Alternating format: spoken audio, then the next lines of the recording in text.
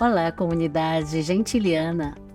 Sejam todos bem-vindos ao nosso podcast especial em comemoração aos 220 anos do Colégio Gentil Bittencourt. Eu sou a irmã Mona Lisa e estou aqui com o professor Almir. Seja bem-vindo, professor, para conduzir uma conversa enriquecedora sobre o tema de extrema importância no cenário educacional da atualidade, que é o Pacto Educativo Global proposto por Papa Francisco.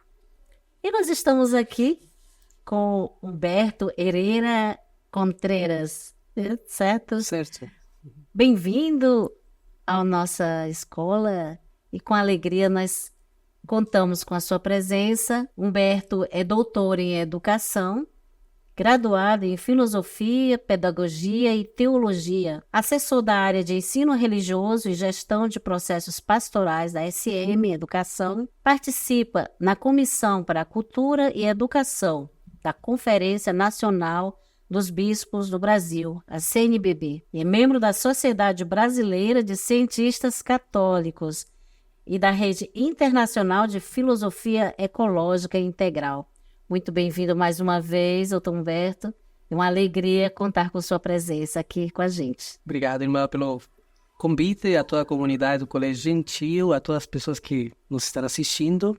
Uma grande alegria estar com vocês e dialogar de um tema tão caro para a educação católica. Com certeza. E a gente vai iniciar nossas perguntas, tirando uma grande dúvida que muitas pessoas têm.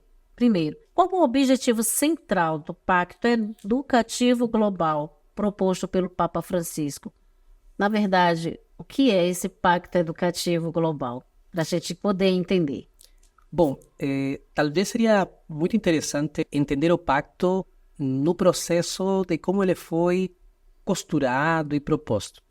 Se nos remetemos a 2013, quando o Papa Francisco inicia o pontificado, ele lança uma exortação chamada A Alegria do Evangelho, a Evangelii Gaudium. E é muito interessante que quando a gente lê a Evangelii Gaudium, percebemos que em vários momentos ele nos coloca a necessidade de um pacto social, um pacto cultural, um pacto ecológico. Então essas percepções que o Papa Francisco teve desde o início do pontificado, ele as vai costurando, na minha percepção, com alguns encontros presenciais, nos quais ele vai escutando pessoas, e que eu vejo que é um critério metodológico belíssimo do pacto. Então, se a gente lembra, ele se encontra com educadores, em um encontro mundial, ele se encontra com as famílias, com os jovens, com os povos originários. Então, ele vai fazendo um grande processo de escuta. E quando chega em 2019, ele diz assim, olhando para todos esses pactos que necessitamos, para todas essas fraturas sociais, essas rupturas sociais, culturais, ecológicas, como poderíamos fortalecer essas experiências? Na educação habita a semente da esperança.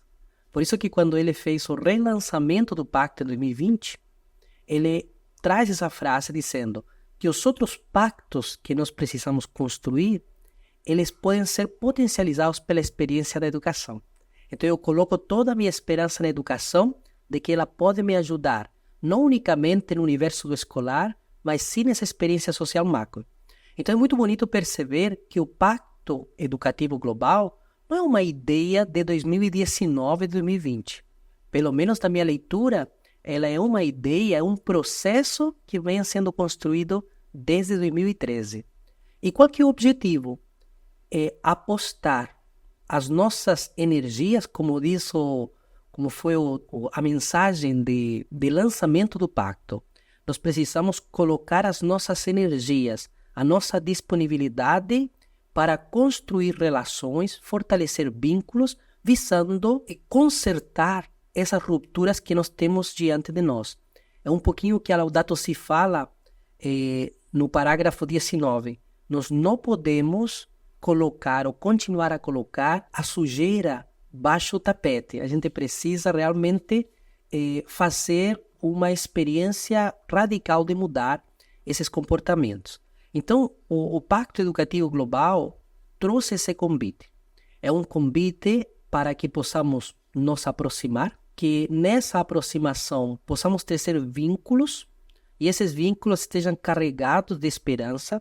Por isso que a palavra esperança ela está muito forte no discurso educativo e eclesial. Veja no Jubileu, Peregrinos da Esperança. No relatório da Unesco, a palavra esperança é uma das palavras que mais se repetem nas primeiras páginas introdutórias.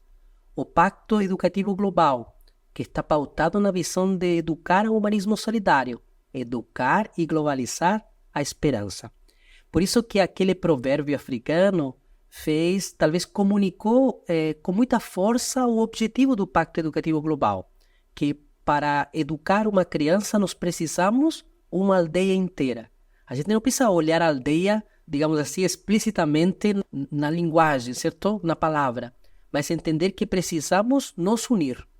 Então, o Pacto Educativo Global, eu diria, é um convite. É um convite, e se a gente recorda o atual momento da nossa igreja, eu diria que é um convite à sinodalidade. É um convite a caminhar juntos. É muito bonita, é riquíssima essa sua colocação, principalmente quando a gente vê que precisa estar unido, né? A igreja, ela é essa união. E a gente já pode até completando aqui, quais são esses princípios principais, esses valores defendidos pelo pacto? Eu vejo que é muito interessante, professor, que você trouxe, porque o Pacto Educativo Global, eu vejo que aí há uma grande novidade. Eu, pessoalmente, como educador, percebo que há um marco na igreja, principalmente com o lançamento da Laudato Si, que é aquela encíclica sobre o cuidado da casa comum em 2015, de que a igreja escreveu, comunicou algo que extrapolou as fronteiras da igreja católica. Então, o próprio convite do pacto, ele não é um convite restrito ao universo do católico. É um convite a nos unir na experiência principalmente local. E que entendo que talvez é o principal encaminhamento metodológico.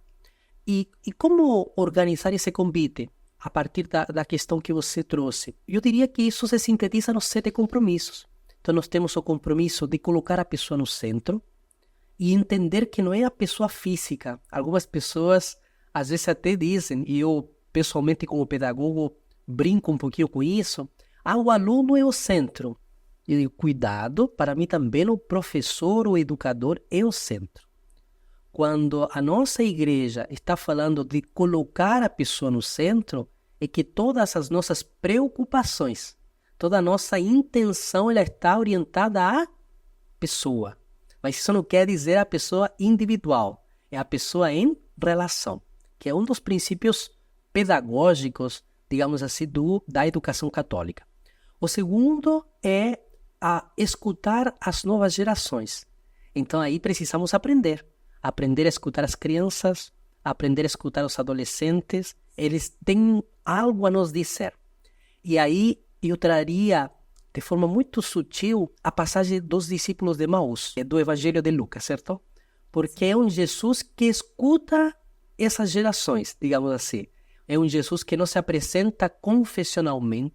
Ele não precisou dizer eu sou Jesus, eu sou judeu ou cristão, aí a gente pode fazer analogias, mas ele só perguntou o que vocês estão conversando no caminho. E a partir dessa escuta, ele fez novas perguntas que apoiou no discernimento. E assim, esses 2 discípulos, que se a gente pensa a nível de escola, talvez eles estavam fazendo o itinerário do projeto de vida, certo? Então, eles estavam, de alguma forma, trabalhando nesse sentido. Então, eu sinto um pouco, quando nós trabalhamos, ouvir as novas gerações, é que nós nos precisamos colocar como sujeitos aprendentes. A minha experiência de infância, a nossa experiência de adolescentes, não é a mesma dos nossos estudantes. E nós não podemos ser, eu diria, um tanto autoritários de dizer que nós entendemos as infâncias e entendemos os adolescentes. Porque a experiência de infância e a experiência da adolescência deles é muito diferente daquela que nós tivemos. Talvez nós temos uma experiência, esperamos, de poder nos colocar à disposição para escutá-los. e querer aprender com eles. Tem aquele documentário que o Papa Francisco fez, que o Papa Amém, o Papa responde, Francisco responde, e que ele reuniu um grupo de adolescentes, de jovens. E isso é muito interessante. Muito belíssimo. Porque o Papa se colocou em uma relação de horizontalidade. Nessa horizontalidade, ele termina, até na sinopse de lançamento, o Papa agradece. Eu aprendi muito com vocês. Talvez em algum momento até me surpreenderam com algumas perguntas, palavras, mas eu estou ali. Me coloco como um aprendente e posso apoiá-los no discernimento também. O terceiro é a questão de valorizar a participação, o lugar, o papel da mulher.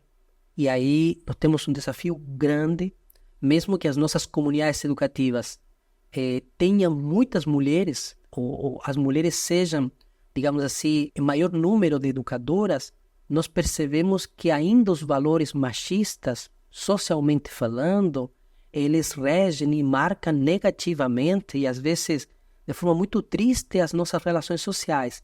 Então é algo que precisamos, eu diria, autoavaliar enquanto instituições.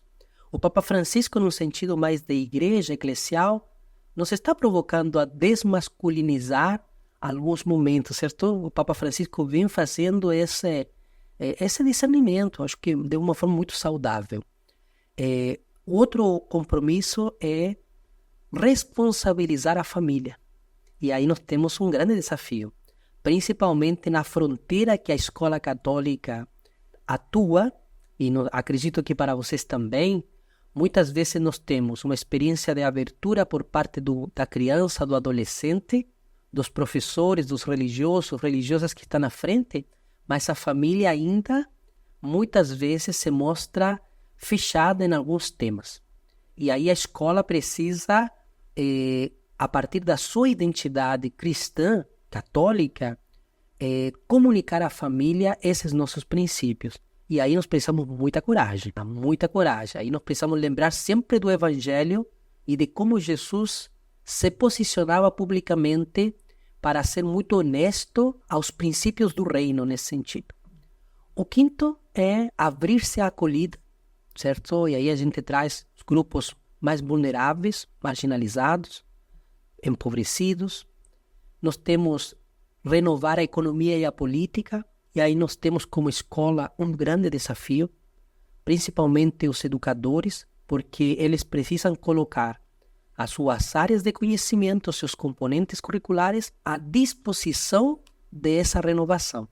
Então, mobilizar os saberes visando esse aspecto social. E o último compromisso, que já adianto, acredito que vocês sabem, a campanha da Fraternidade 2025 é Fraternidade e Ecologia Integral. 2025 já está determinado esse tema. E o sétimo compromisso é cuidar da casa comum. A gente lembra que um mestre não pode ser um mestre sem seguir o grande mestre, né? A pedagogia de Jesus é nosso modelo, né? Do verdadeiro serviço na educação. O educador não pode ser sem olhar a pedagogia de Jesus, né? Isso, e desculpa te interromper, mas é muito bonito porque, e para mim faz muita diferença essa compreensão da pedagogia, e pedagogia como caminho, Emaús, e os primeiros cristãos não eram chamados de cristãos, eram chamados de seguidores do caminho, porque Jesus se apresentava como o caminho, certo? Então, os primeiros cristãos, entre aspas, digamos assim, eram chamados seguidores do caminho. Aí, então, diante disso, como é que o Pacto Global do Papa Francisco busca promover a união e a solidariedade entre os povos, né? Acho que você já colocou mais ou menos, mas só para clarificar um pouco. Eu vejo, para não tornar repetitivo, talvez, a minha fala, eu vejo que os compromissos, quando a gente os apresentou, eu entendo que há, talvez, dois princípios metodológicos nesse aspecto. O primeiro é entender que eu não posso acolher o pacto sozinho. No sentido de ser assim, que eu vejo que é o grande desafio para os colégios.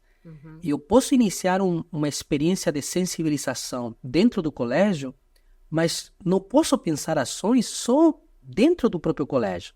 Eu preciso me conectar com a comunidade, porque a pauta ecológica, a pauta de acolhida, a pauta da mulher, elas não estão só, não se esgotam dentro das paredes do colégio. Eu preciso entrar em contato com os conselhos municipais, eu preciso entrar em contato com os outros colégios públicos, católicos, privados que tem aqui, com os empresários. Então eu vejo que essa é uma primeira conexão quando a gente fala de povos, mas também a gente pode falar isso em outros termos. Por exemplo, questões, quando a gente olha para as regionalidades. Então nós precisamos olhar também para outras culturas e entender que quando nós decidimos nos colocar nessa construção, nós precisamos construir relações horizontais.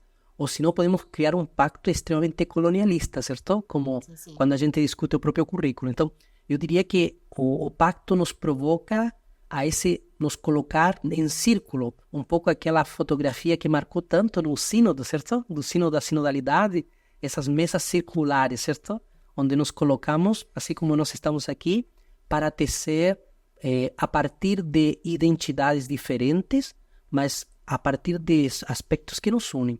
Então eu vejo que um ponto muito bonito é esse dessa aproximação, desse reconhecimento. Acho que é essencial. A gente para um pouco para perceber que muitas vezes nós somos questionados, mas o que vocês estão fazendo de diferente? Né? O que vocês fazem de diferente? E até pouco tempo estava conversando com os alunos sobre existem as verdades que são ditas e as verdades que não são ditas. Aquelas que são demonstradas, a demonstração desse afeto, a demonstração desse amor, a demonstração disso que há de valor no mundo hoje.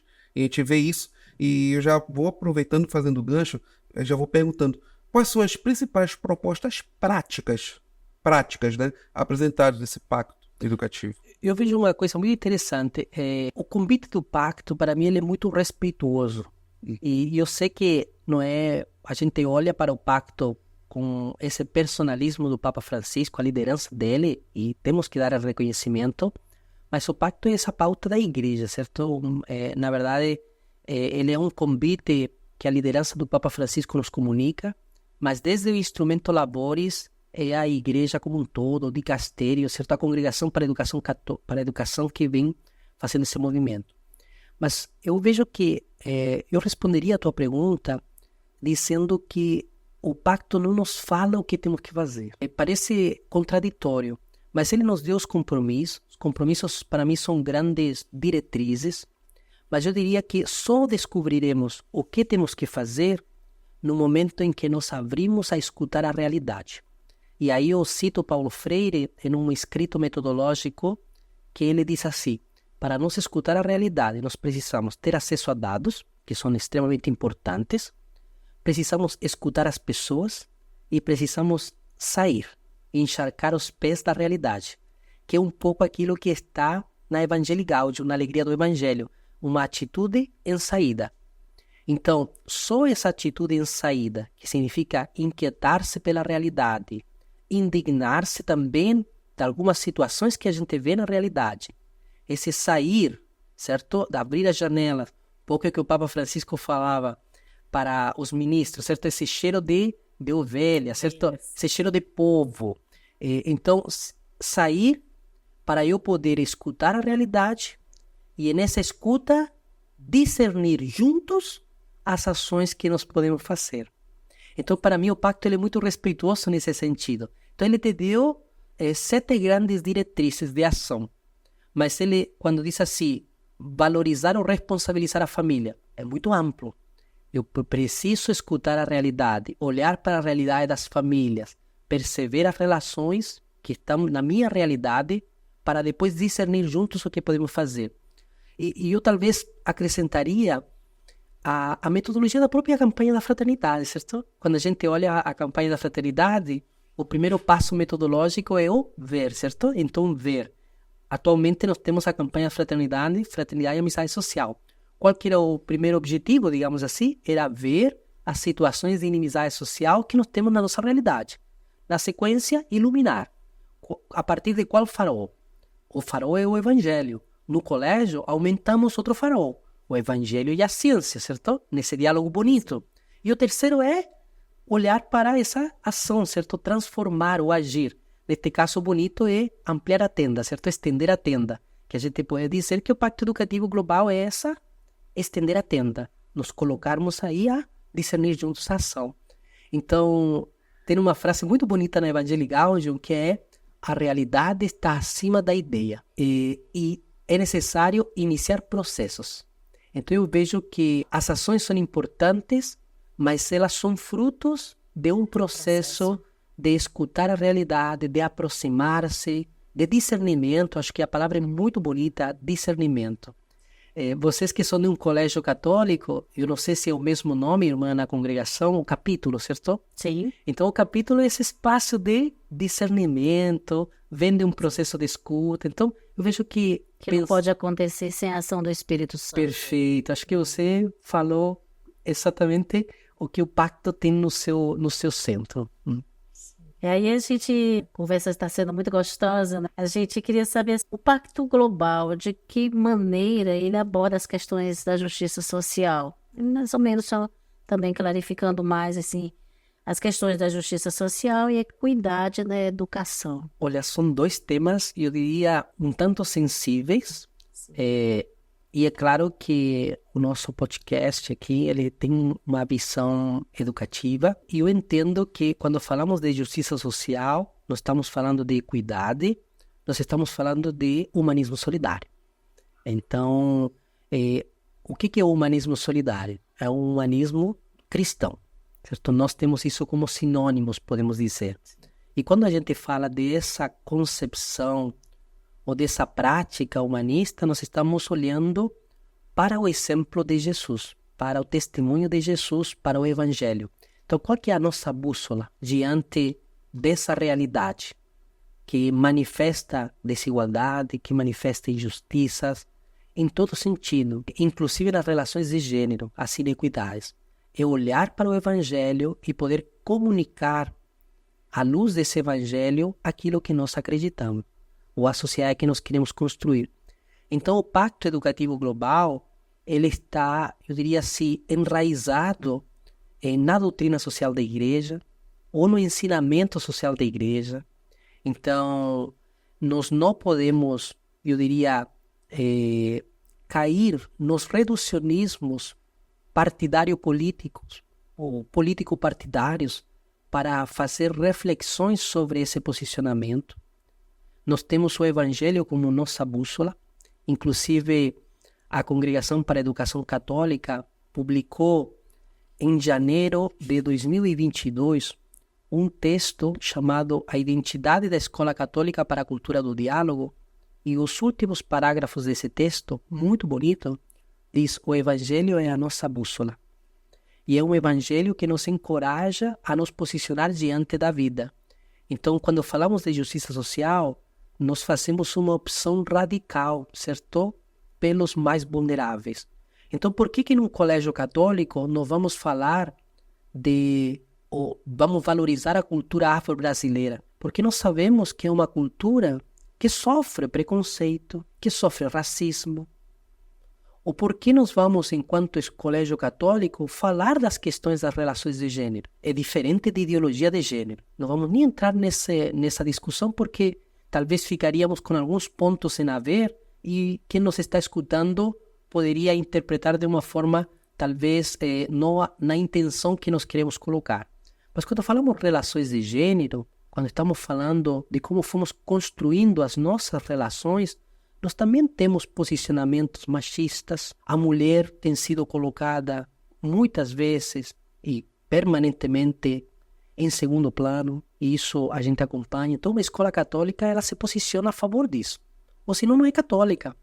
Eu recordo muito bem a passagem bíblica que orientou a campanha da Fraternidade 2022, Fraternidade e Educação.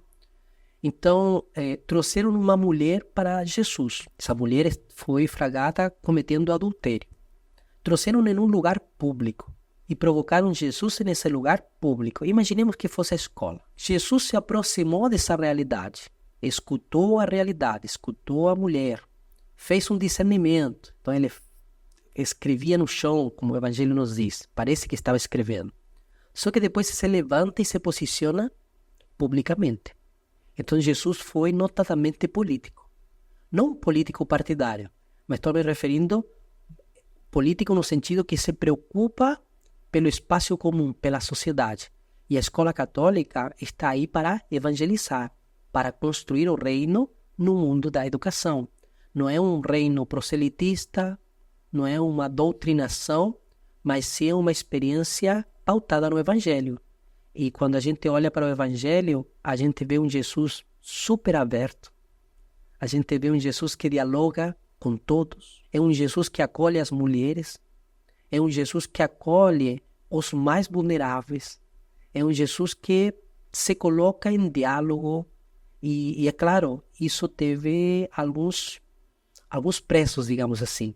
Mas eu penso que a dimensão profética da igreja, ela entende necessário vivenciar essas experiências. Então, eu vejo que são dois temas, justiça social e equidade, para mim são pautas evangélicas.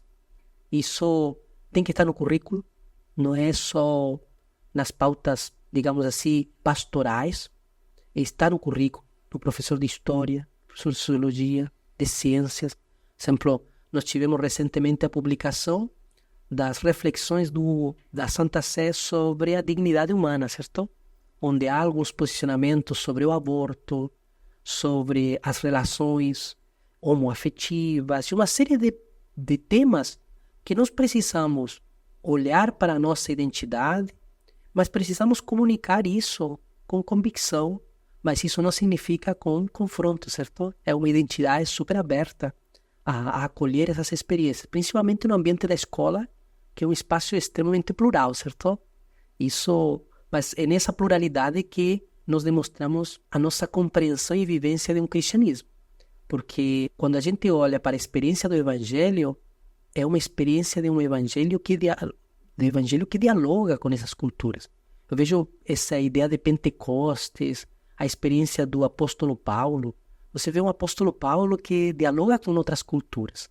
Eu penso que aí está a beleza do cristianismo. Como diz aquele documento esquecido, Laicato, a escola é um novo Areópago, certo? Esse espaço onde a gente também comunica esses valores, esse evangelho que nos move e que talvez pode entusiasmar, cativar outros. É verdade. E quando a gente fala sobre esse voltar, achei muito bonita a tua colocação sobre a campanha da fraternidade do ano passado. Né? Muitas vezes nós caímos no engano e também nós caímos no disse. Ele disse, ele mostrou, ele falou. E onde eu mostro? Onde eu vivo? É o exemplo. Quando levaram a mulher diante de Jesus, muitos já nominam aquela mulher, já dão o nome, mas não tem nome daquela mulher. Não se diz se é Maria Madalena ou não. As pessoas já colocam o nome, as pessoas já julgam pelo passado. É algo que a gente precisa sempre estar atento na educação, ter esse olhar caridoso. Eu achei lindo também quando tu falaste, né, essa pluralidade. Nós não estamos sozinhos, nós não estamos sós. E a pedagogia de Cristo é aquela que nos conduz, né? É aquela que nos direciona, deve ser o nosso norte. E eu achei até engraçado que quando falaste que era o nosso norte, lembrei, professor, mas se de repente essa bússola me apontar para o sul, mas a gente precisa sempre ter respostas, mas que elas não possam ferir, mas sim que possam construir.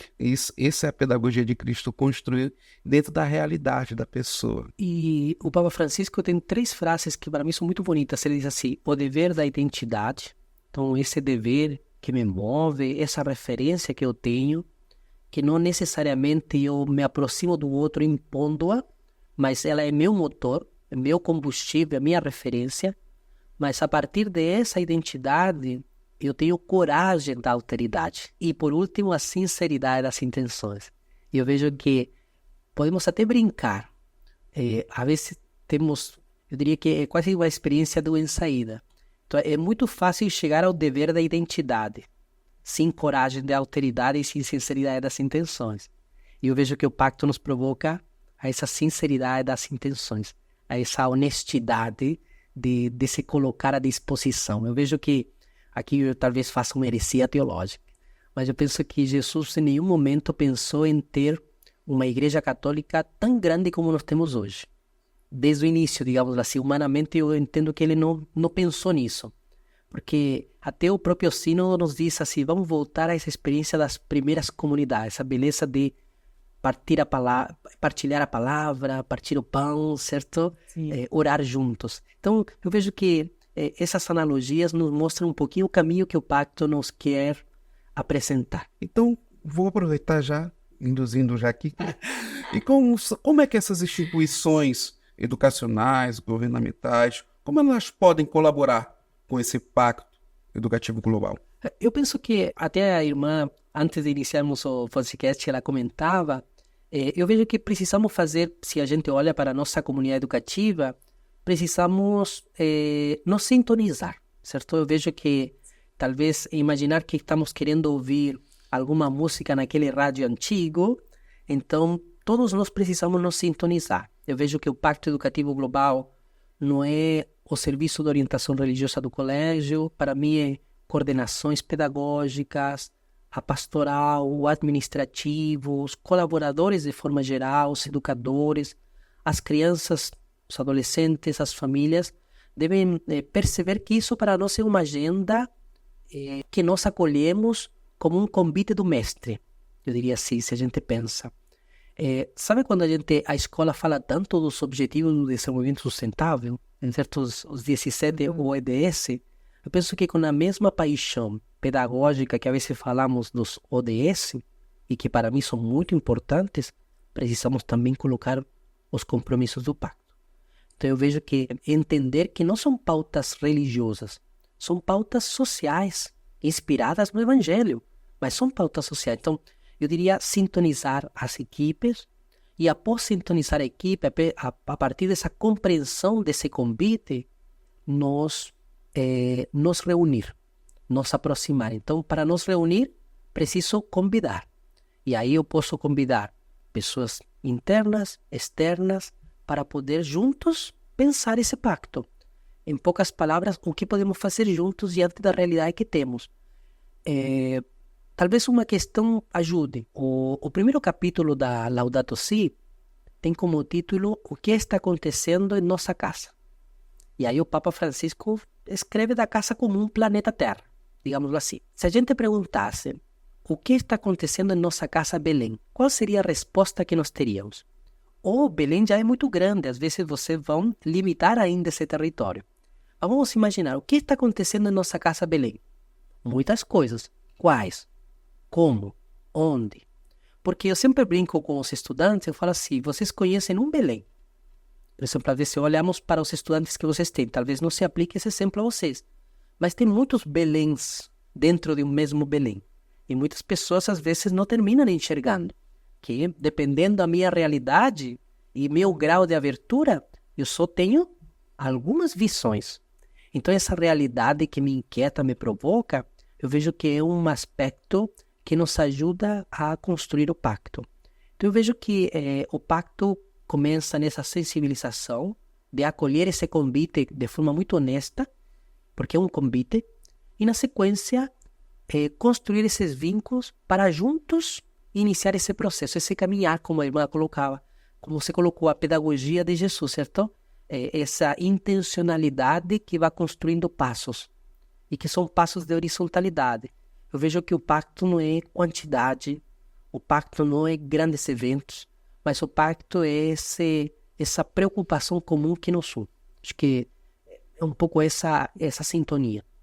E isso só acontece através de uma conscientização do educador, de todos aqueles que fazem parte da escola. Nós, como escola católicas, o que é que precisamos compreender, né, nesse grande convite do Papa, né, a viver esse pacto educativo global. E hoje, né, a nossa realidade hoje, né, tem essa visão ampla, como você coloca, né, da realidade onde nós estamos, para a partir daí, que passos dar, né, de acordo com a metodologia de Jesus, né, do Evangelho, não é isso? Sim, e é muito interessante porque quando você coloca que os professores e os educadores em geral, e a gente olha para os ensinamentos da igreja, e o próprio documento de Aparecida fala, quem são os principais agentes de evangelização em um colégio católico? Não são os pastoralistas, não são os professores, são os educadores. É claro que os pastoralistas, os agentes de pastoral têm sua liderança,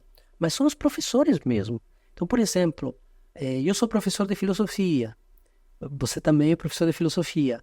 No meu curso de filosofia, 4 anos, eu conheci umas 3, 4, no máximo, mulheres filósofas. Não sei você quantas conheceu. Não tem mulheres filósofas? Poucas.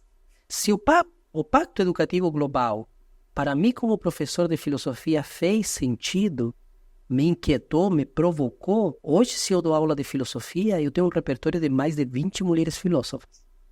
Porque ele me mobilizou a perceber que talvez a experiência formativa que eu tive no ensino superior era ótima, mas não foi suficiente. Talvez ela foi muito eurocêntrica, ou ela foi muito colonialista, ou, entre aspas, para essa experiência não deu tempo de conhecer pensadoras indígenas, pensadoras africanas, asiáticas, mas o pacto me provocou a ir, em saída, a construir uma nova forma de ensinar filosofia. Então, esse exemplo, todos os professores também podem fazê-lo desde seu lugar de referência. Acho que aí está a beleza, sabe?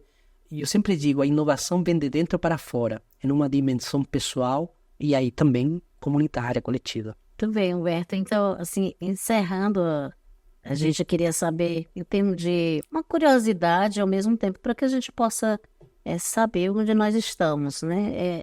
Como tem sido a receptividade e o impacto do Pacto Educativo Global até o momento, dentro da experiência que você tem, que é bem ampla, né? Olha, é uma pergunta que me compromete. Não posso nem perguntar se está sendo gravado, porque está sendo gravado. Mas assim, eu vejo que há um discernimento muito bonito que a igreja está fazendo, mesmo que nos incomode. O Pacto Educativo Global foi lançado em 2019 e relançado em 2020. A primeira pergunta que a gente deve se fazer: o que mudou na minha realidade, na minha experiência pessoal, coletiva, seja no colégio, na pastoral, porque o Pacto Educativo Global não é só para a escola, certo? É educação em termos amplos. O que mudou em 2024, quando eu olho para esses 3 ou 4 anos? O que foi transformado notadamente na realidade? Algumas instituições ficaram na palestra. Fizemos a palestra com os educadores, falamos do pacto, dos compromissos, etc. Mas não conseguimos ainda sair da porta do colégio. Então houve uma motivação de sensibilização, mas não podemos ser ingênuos de dizer que estamos construindo o pacto. Talvez estamos no primeiro passinho, quando a gente fica unicamente no âmbito da sensibilização, de socializar informação. Então, eu diria, irmã, professor, que nós temos muitas experiências que ficaram nesse momento de comunicar, de informar, de socializar esse convite. Eu vejo que essa percepção que eu estou trazendo, não fui eu que eu discerni ela. O próprio irmão Juan Ojeda é um irmão lasalista e ele é o secretário executivo do Observatório Internacional de Educação Católica, da UIEC. E ele diz que eles perceberam a nível global que muitas pessoas estão tendo dificuldade em construir o pacto desde o território, desde o local. Então, o pacto ele não é unicamente uma discussão, digamos assim, teórica. O próprio Papa Francisco fala, precisamos teorizar menos. A realidade está acima da ideia.